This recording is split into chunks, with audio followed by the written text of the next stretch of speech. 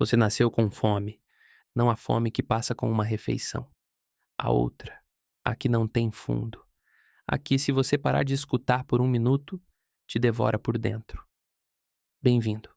Você mal cabe na palma de uma mão. Pesa menos que uma folha de papel, menos que uma moeda, menos que nada praticamente. E ainda assim, seu coração está batendo agora a mais de 1000 vezes por minuto. Não é uma crise, não tem nada de errado. É só o custo de existir sendo o que você é. A primeira coisa que você aprende não é voar, é que parar de comer é morrer. Não metaforicamente, literalmente. A cada 15 minutos, o seu corpo precisa de energia, ou começa a se destruir. Músculos, órgãos, tudo que você tem. Num animal do seu tamanho, a fome não é desconforto, é extinção em câmera lenta. Você não sente isso como ameaça, sente como urgência. Urgência constante que não vai embora, que é a sua vida inteira, desde o primeiro dia até o último. No começo você erra, muito. Tenta chegar na flor e passa direto, tenta parar no ar e cai. Tenta de novo, cai de novo e de novo. Até que em algum momento, sem aviso, sem explicação, seu corpo entende algo que sua mente nunca vai conseguir descrever. E você para no ar. Não pousa, não plaira. Para. Suspenso entre o peso e o vento, como se a gravidade tivesse decidido fazer uma exceção só para você. Suas asas não batem, giram. Um oito perfeito no espaço, uma biomecânica que levou milhões de anos para surgir e existe em um corpo menor que seu polegar. Nenhum outro pássaro no planeta faz isso. Só você. Por um segundo, o mundo parece ter sido construído exatamente para você. Você encontra a flor certa. O néctar toca o fundo da sua língua. E pela primeira fração de segundo desde que nasceu, silêncio. A fome para. Não por muito tempo, mas para. Isso é tudo que você tem. Esse instante. E você aprende a correr atrás dele sem parar. Com o tempo você aprende o território como se fosse seu próprio corpo. 3 flores. Às vezes 5. Você sabe quando cada uma foi visitada pela última vez. Sabe quanto tempo leva para encher de novo. Calcula, sem calcular, qual rota gasta menos energia. Gerencia tudo isso com uma precisão que a maioria dos mamíferos não tem. E você defende esse território com uma raiva que ninguém espera de algo tão pequeno. Você persegue aves 40 vezes maiores que você. Não recua, não negocia. Suas 3 flores são um tudo.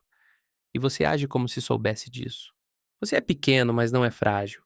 Não é tímido, não é delicado. Você é uma máquina. A máquina mais eficiente que a evolução já fez nessa escala. E então chega a noite, e a máquina desliga. Sua temperatura cai mais de 50 graus. Seu coração que batia 1000 vezes por minuto cai para menos de 50. Você para de reagir. Para de se mover. Fica pendurado num galho como se tivesse morrido. Mas não morreu. Isso tem um nome: torpor.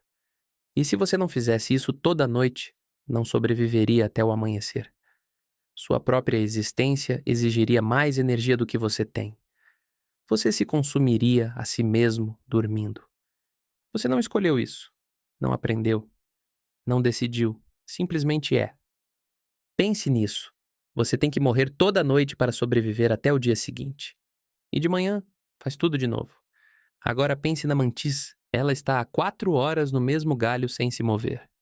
Você passou por ela 3 vezes hoje. Seu território é pequeno, você conhece cada ramo, cada sombra, cada detalhe. Mas a mantis pesa quase o mesmo que você. E ela tem uma habilidade que você nunca vai ter: esperar. Você entra como sempre, confiante, familiar. E em menos de um segundo algo muda. Alguns fogem, outros desaparecem e ninguém nota. A colônia continua. As flores continuam. O dia continua. A natureza não para registrar o que se perdeu. Mas vamos supor que você escapou. Porque a maioria escapa. E aqueles que escapam continuam. Porque é disso que você é feito. De gerações e gerações que escaparam. Que sobreviveram à noite, à fome, ao predador que esperava no galho errado. Você carrega tudo isso sem saber. E então chega agosto. Algo muda dentro de você sem que você entenda o porquê. Você começa a comer de um jeito diferente. Mais, muito mais. Compulsivamente, sem conseguir parar. Você dobra de peso em semanas. Um corpo que foi construído para ser leve, de repente acumulando tudo que pode. Seu corpo está se preparando para algo que sua mente não sabe nomear. Você chega à costa. E na frente, nada. 800 quilômetros de oceano aberto. Sem ilha, sem pouso, sem descanso. Se você cair, morre. Não tem resgate. Não tem segunda chance. É só água até o outro lado. E ainda assim, algo dentro de você diz uma coisa só. Voa. Você voa a noite inteira. Cada batida de asa queima o que você guardou com tanto custo nas últimas semanas. O vento muda e você ajusta. Fica mais frio e você continua.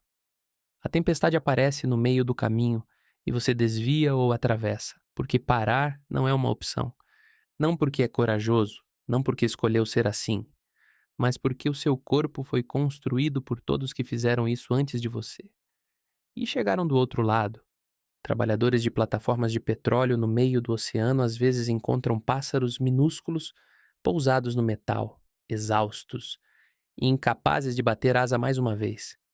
Alguns descansam e voltam a voar. Outros simplesmente ficam ali e não levantam mais. Ninguém sabe os nomes deles, ninguém nunca vai saber. Mas uma fêmea de garganta de rubi cruzou esse oceano 18 vezes. 18 noites sobre o vazio. Ela viveu mais de 9 anos. Para um ser do tamanho dela, com o metabolismo que ela carregava, com a fome constante, com o torpor toda noite, com tudo que tentou acabar com ela. Isso não é só longevidade. Isso é uma eternidade. Ela não sabia que era extraordinária. Não contava as travessias. Não olhava para trás pensando em quanto tinha sobrevivido. Não sentia orgulho, não sentia alívio. Não sentia nada que se parecesse com vitória. Ela só sentia uma coisa. Sempre a mesma coisa. Voa. E é isso que me paralisa quando olho para um colibri parado no ar. Não a beleza. Não as cores. Não o movimento impossível das asas. A ideia de que existe ali, naquele corpo de 3 gramas, suspenso na frente de uma flor qualquer. Uma história de sobrevivência que a maioria das criaturas do planeta nunca vai precisar entender. Ele não está pairando. Ele está, naquele exato segundo, vencendo. A fome, o frio, o oceano, a noite, a mantis no galho, agosto, o vento que mudou de direção no meio do oceano às 3 da manhã. Tudo de novo, como sempre. Como se fosse a primeira vez. Da próxima vez que você ver um colibri e parecer que ele não está fazendo nada de especial, lembra disso. Se esse vídeo te fez olhar para algo pequeno de um jeito diferente, esse é o objetivo. Inscreve no canal. A natureza tem mais histórias assim, e nenhuma delas precisa de exagero para ser brutal.